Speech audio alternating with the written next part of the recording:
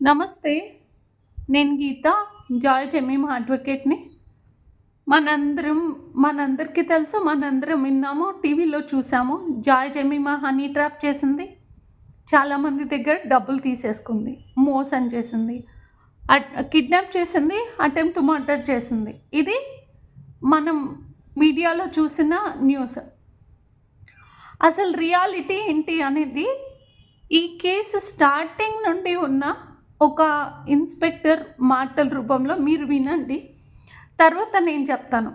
ఆవిడ అసలు ఏం చెప్తుంది, అసలు ఈ కేసు ఎప్పుడు స్టార్ట్ అయింది, ఎందుకు స్టార్ట్ అయింది, ఏ టైంలో స్టార్ట్ అయింది, అప్పుడు సిపి ఎవరు, ఎవరు ఈ కేసుని తప్పుదోవ పట్టించారు, అసలు ఈ కేసుని తప్పుదోవ పట్టించడానికి అసలు కారణం ఏంటి.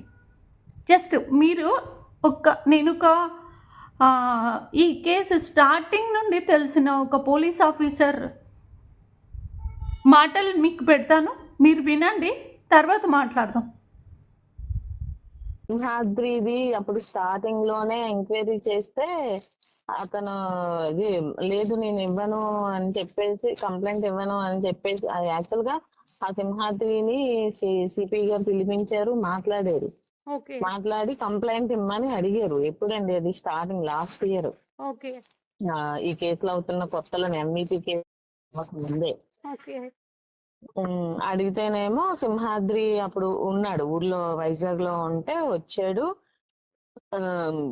ఇది సిపి గారి కలిశాడు. కలిస్తే సిపి గారు కంప్లైంట్ అడిగారు. అడిగితే నేను ఇవ్వనని చెప్పేశాడు. అప్పుడు నాకు మా సిపి గారు ఏం చెప్పారంటే, ఆ అబ్బాయిది స్టేట్మెంట్ తీసుకోండి అనేసారు. అంటే నేను అబ్బాయిని పిలిపించి స్టేట్మెంట్ కట్టేస్తే అప్పుడు అబ్బాయి వచ్చినప్పుడు మాట్లాడాడు. ఇలా ఇలా అంతా ఇలా జరిగిందంతా కూడా చెప్పాడు అనమాట. అప్పుడు ఆ టైంలో జరిగిందంతా కూడా చెప్పాడు. ఒక స్టేట్మెంట్ రికార్డ్ చేస్తాం. మామూలుగా మా డ్యూటీ ప్రకారం నేను స్టేట్మెంట్ రికార్డ్ చేసాం. అయితే మీరు కంప్లైంట్ ఏమైనా ఇస్తారా అంటే ఇవ్వము అనేసాడు. మరి అలా ఫోర్స్ చేయకూడదు కదా. లేదు మేడం, ప్లీజ్ మేడం, నన్ను అదే ఇలాగా కంప్లైంట్ అయితే నేను ఇవ్వలేను, చెప్పండి సిపి గారికి, నేను ఇవ్వలేను మేడం. హనీ ట్రాప్ అని చెప్పాడా, లేదంటే వేరే కొత్త స్టోరీ చెప్పారా? ఏం లేదు, స్టోరీ ఏం కాదు. అప్పుడు వీళ్ళు ఇలా లవ్ చేసుకోవడం, వీళ్ళు ఒక దగ్గర ఉండడం, మళ్ళీ విడిపోవడం, మళ్ళా వీళ్ళు ఒక కమిట్మెంట్ కి రావడం. అప్పుడు సింహాద్రి టైంలోనే నాకు ఈ అమ్మాయి పరిచయం అనమాట. యాక్చువల్ గా సింహాద్రి మీద నేను ఫోర్త్ టౌన్ లో ఉన్నప్పుడు సింహాద్రి మీద కంప్లైంట్ చేసింది. ఇలా ఇలా లవ్ చేసి మోసం చేసి వెళ్ళిపోయాడు అని చెప్పేసి నాకు కంప్లైంట్ చేసింది. నేను చేస్తే అప్పుడు ఆ అబ్బాయిని పిలిపించి మాట్లాడి అప్పచెప్పేశాను ఈ అమ్మాయికి. అప్పుడు తెలుసు అనమాట. అప్పుడు అలా ఫ్రెండ్షిప్ చేసింది నాతో. అంటే మామూలుగా ఎప్పుడైనా హాయ్ మేడం, ఏంటి సంగతులు అనుకొని ఎక్కడ బయటకు వెళ్దామా, ఇలా అందామా అని అలా ఫ్రెండ్లీగా అప్పుడప్పుడు కాల్ చేస్తుండేది నాకు. అలాగే లాస్ట్ లో నేను దిశ పోలీస్ స్టేషన్ కి వచ్చాను. అప్పుడు దిశ పోలీస్ స్టేషన్ కి వచ్చినప్పుడు ఆ పరిచయంతోనే నాకు ఒకసారి కాల్ చేసి, ఇలా ఇలా ఐజాక్ నేను లవ్ చేసుకుంటున్నాం మేడం, సింహాద్రి నన్ను మోసం చేసి వదిలిసి వెళ్ళిపోయాడు. తర్వాత నాకు మరి ఇంకేం తెలియదు మధ్యలో. ఐజాక్ నేను చేసుకుందాం అనుకుంటున్నాము, వీళ్ళ వైఫ్ తో డివోర్స్ తీసుకుందాం అనుకుంటున్నాడు, పిల్లలు పుట్టలేదు అంటే అవునా సర్లే అయితే ఓకే.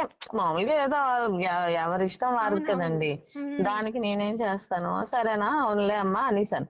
అనేసిన తర్వాత తను ఏం చేశాడంటే, అప్పుడేమో చూడండి వాళ్ళ వైఫ్ దిశాలో కంప్లైంట్ ఇచ్చింది అనమాట. యాక్చువల్ గా వాళ్ళ వైఫ్ వచ్చేటప్పుడు, మీరు ఇలా చెప్పండి మేడం, ఇలా ఇలా మేము నా దగ్గరే ఉన్నాడు ఐజాక్, ఇలా మేము పెళ్లి చేసుకోవాలనుకుంటున్నాం చెప్పండి అని చెప్పింది.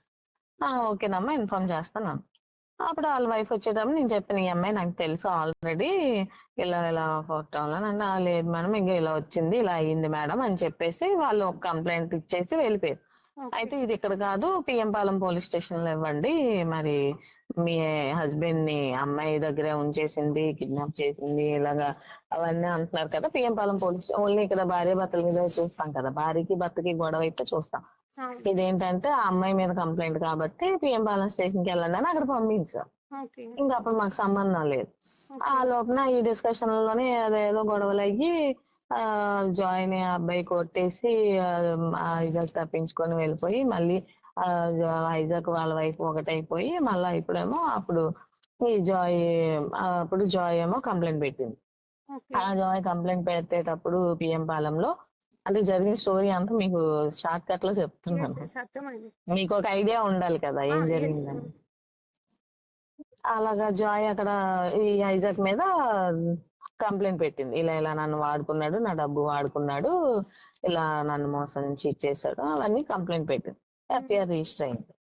తను అప్పుడు ఉన్న సిపి గారిని మాట్లాడడాన్ని అప్పుడు తను నాతో అప్పుడు అప్పుడు కూడా రవిశంకర్ నాకే గారిని కాల్ చేసేది. కలిసింది కదా అప్పుడు, ఆ, రవిశంకర్ గారే రవిశంకర్ కదా. అయ్యంగా ఆయన కలిసి మాట్లాడింది. అప్పుడు నాకు కూడా కాల్ చేసేది.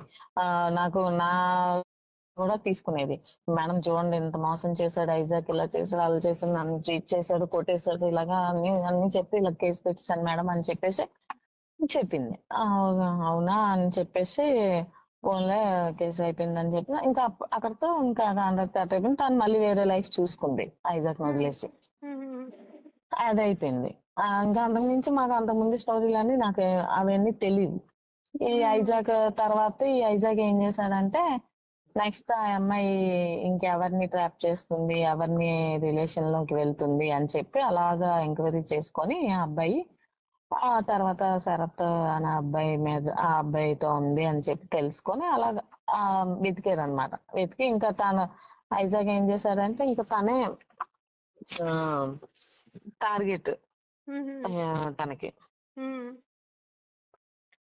అలా టార్గెట్ అయిపోయి ఇంకా మొత్తం అంతా కూడా ఇక్కడ పెద్ద ట్విస్ట్ ఏంటంటే స్ప్రేలు కొట్టిద్దంట, ఇంకేం చేసేది బ్లాక్ మెయిల్ చేసిద్దంట. ఇది మాత్రం హైలైట్ అసలుకి.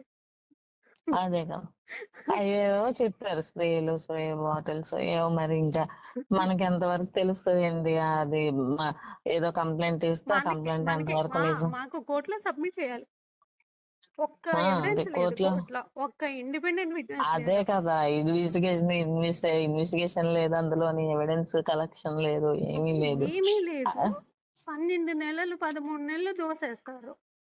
దారుణం అమ్మా. ఏంటి అంటే అసలు 2 నెలలు బేబీని తీసుకెళ్లి పెట్టడం ఎంత దారుణం అసలు. అదే అది అలా జరిగిపోయింది. అది అయిన తర్వాత నుంచి ఇంకా నాకు తెలియదు మ్యామ్. అయితే ఈ అమ్మాయి నాకు ముందు పరిచయం అని చెప్పి నాకు ఈ కేసులో ఇన్వాల్వ్ చేశారు యాక్చువల్ గా. ట్విస్ట్ తెలుసా, వాడి అకౌంట్ నుండి రూపాయి డబ్బులు జాయ్ కి రాలా, జాయ్ అకౌంట్ నుండి లక్షలు వాడి అకౌంట్ కి వెళ్ళాయి. అవును కదా, అదే కదా అక్కడ ప్రూవ్ అవ్వలేదు. విన్నారు కదా ఆవిడ ఏం చెప్తుంది. ఇన్వెస్టిగేషన్ లేదు, ఎవిడెన్స్ లేదు, కానీ జైల్లో పెట్టేశారు అన్యాయంగా. అసలు ఆమె ఒకటి క్రైమ్ పార్ట్నర్స్ అంటే ఎప్పుడు మీట్ అవుతారు? ప్లానింగ్లో మీట్ అవుతారు, వాళ్ళ ఐడియాలు షేర్ చేసుకునేటప్పుడు మీట్ అవుతారు. ఈ క్రైమ్ ఎలా చేయాలి, ఈ కిడ్నాప్ ఎలా చేయాలి, ఎవరు ఎక్కడ ఉండాలి, ఎగ్జిక్యూషన్లో మీట్ అవుతారు. కానీ వీళ్ళందరూ ఎక్కడ మీట్ అయ్యారు తెలుసా? ఈ క్రైమ్ పార్ట్నర్స్ అందరూ, ఈ 5 ఫ్యామిలీస్ డైరెక్ట్గా జైల్లో మీట్ అయ్యారు. ఫస్ట్ మీటింగ్ అన్నమాట. ఎక్కడ? జైల్లో. వాళ్ళకి ముందు కుక్కలు తెలీదు. అసలు ఇన్వెస్టిగేషన్ లేదు, ఎవిడెన్స్ కలెక్ట్ చేయలేదు. ఏంటి ఇది? హనీ ట్రాపా? ఐజాక్ ట్రాపా?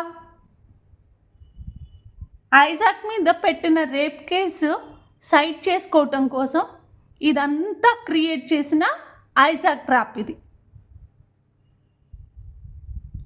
పోలీసులు ఇలాగే చేసేస్తారు. అతను మిమ్మల్ని తప్పుదో పట్టిస్తున్నాడు, మీరు ఇన్వెస్టిగేషన్ చేయరా? ఎవిడెన్స్లు ఏమున్నాయి?